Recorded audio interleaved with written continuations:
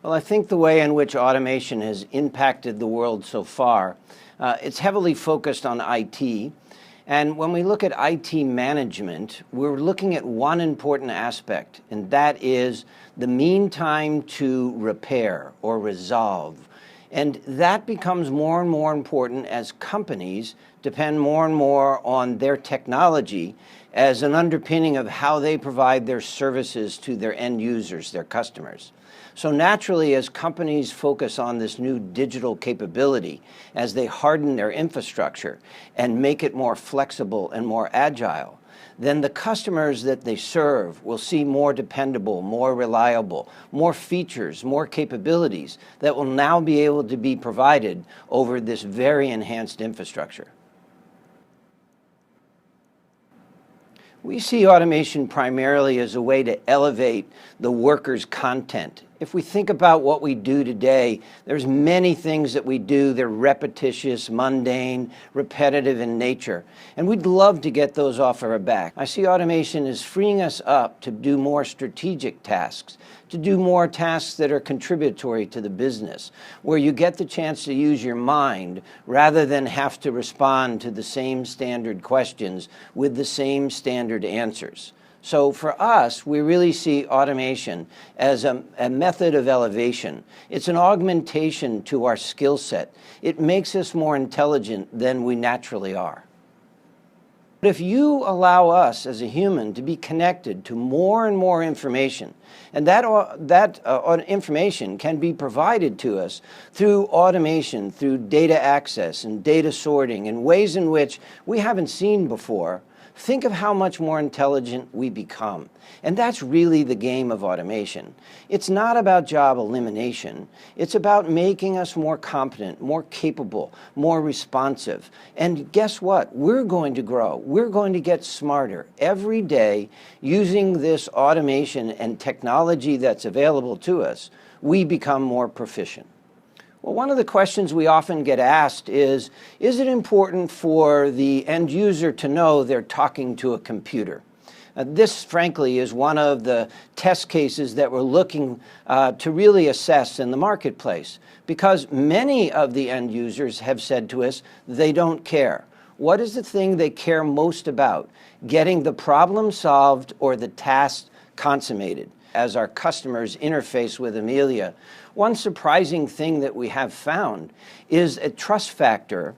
People are willing to provide information knowing that in fact they're talking to a computer. And that technology isn't judgmental. It can't go further. It can't misuse your information. The more this artificial intelligence, these front-end virtual agents or assistants become prevalent, the more I think the trust factor will rise. One challenge we're seeing in these virtual employees or virtual assistants is that they are narrowly trained. They have a process ontology that they're going to follow. But increasingly, we believe, as a trust factor grows with these kinds of virtual assistants, we think that one of the things you're going to have to do is add a background, add more data, more knowledge. So as the customer begins to really open up and interact, it's going to be bothersome to just naturally bring in a human agent and cooperate and answer. We think this is one of the areas that's going to grow very rapidly. It's the knowledge library. It's the general purpose information. It's the fast access to Wikipedia information. It's beginning to understand the context. Whatever it is you can put into it, we want to do that. The only question that we haven't tested yet is, will that unnerve individuals who know they're talking to a computer and all of a sudden it's getting a little frightening in terms of the knowledge and so forth. So we're going to test those boundaries. I think that's important. If we think about the cognitive agents being overwhelmingly knowledgeable, I think this is something that we can manage. And here's the very important part. The cognitive agent itself has an emotional quotient. It's able to gauge sentiment. So if this cognitive agent, who's gained a lot of knowledge about this individual, starts to have a conversation and mentioning a few pieces of wisdom, and they sense that the person to whom they are speaking starts getting elevated, irritated. There's some concerns the person is showing. The verbiage is changing. The sentiment analysis says there's something wrong here. You will be programmed to dial back, less kind of personal information. Ask them if there's something wrong. Is there a concern you have? It's the understanding of this human interaction and this dialogue. We have to be sensitive to it. We have to gauge sentiment, and the cognitive agent themselves has to have an emotional quotient. There has to be some empathetic relationship here to really get true humanization of compute.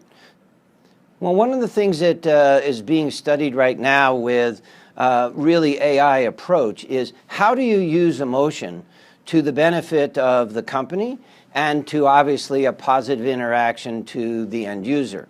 Does Amelia, for example, have to have an emotion that is different than the IVR, which is atonal? And the answer to that is absolutely.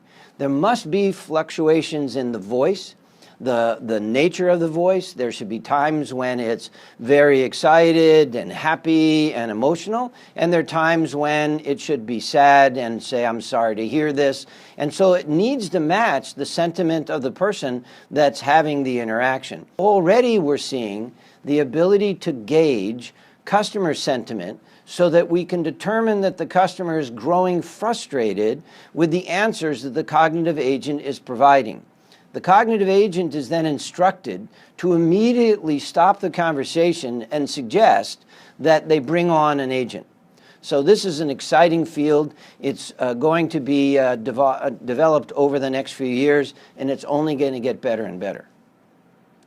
Well, we look at the challenge of cognitive intelligence, I'll call it, and what is the gate for cognitive intelligence? Human intelligence.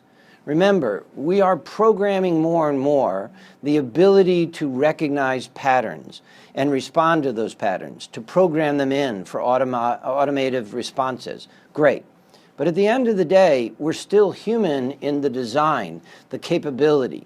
We're designing the computers. They haven't figured out how to think on their own. We still have the boundaries within our intelligence, within our brains. How might I use cognitive technologies to my benefit? And where is the delineation between what is possible to be automated and where does the human kick in? What are the kinds of skills and capability the human adds to the process? We mentioned one earlier, the emotional understanding, the empathy. There are multiple places where we know humans will continue to be needed because they're going to need to take the data that's accumulated, the activity of the cognitive agent, and they're going to need to think about, well, what else could we do? How might we do this? In the retail sector, when we look at cognitive impact, I think we really come to the web environment. We begin to think more and more about chat and interaction. We think about click-through rates for buying insurance. And we begin to look at the retail environment. We could just begin to look at every aspect of retail, every aspect, the ability to provide information about that product or that service, to be able to satisfy that inquiry in a rapid fashion and be able to get that product or that service in the end user's hands is going to change the way retail's done. Any company that is not web-based in its mindset today will only become more so as cognitive really takes hold. In the telecommunications industry, we're seeing the real change in, again, this idea of why am I so reactive to customer problems? We'll take the wireless industry. We know that in many of the suppliers here in the United States, they have tens of thousands of inbound agents who take all the problems. Why aren't all of those questions answered through cognitive agents? Freeing up the agents to either take more complex questions or to become proactive as they reach out and touch those customers. The cost of training these people must be enormous. So why don't we train cognitive agents the first time? And in those cognitive agents, you'll have the flexibility of changing your sales plans. You're never going to be able to compete with a cognitive agent's ability to absorb knowledge when you're dealing with that inbound kind of reactive customer service environment. cognitive agents will always win out. And if we look at the financial services market, this is a surprising area for us. Insurance companies that are typically risk averse, typically slow to move, have been very rapid in their acceptance of cognitive agents because there is a move afoot to prove that you can get insurance in 15 minutes or less. In the financial services market, there are a lot of things that are happening there. One very interesting environment is wealth management. One would think that a cognitive agent would probably be restrictive and maybe not the best way to go in wealth management. But it turns out that most people who call in and want service in a wealth management environment simply want to know if, one, the trade went through, two, has my money been deposited, three, have you bought the stock that I had instructed?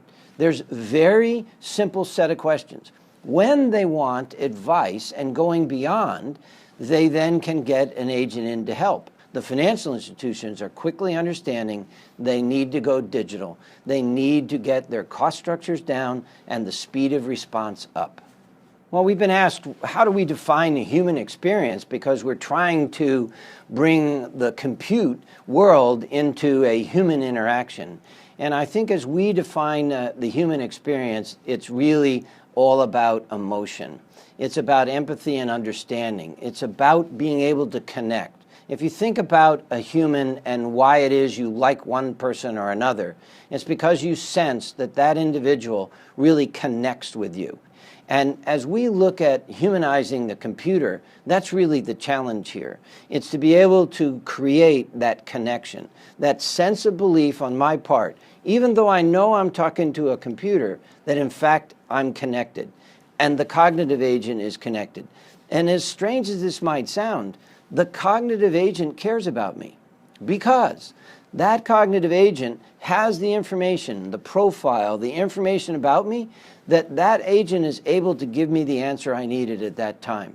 So I'm substituting there for true human to someone who's human-like.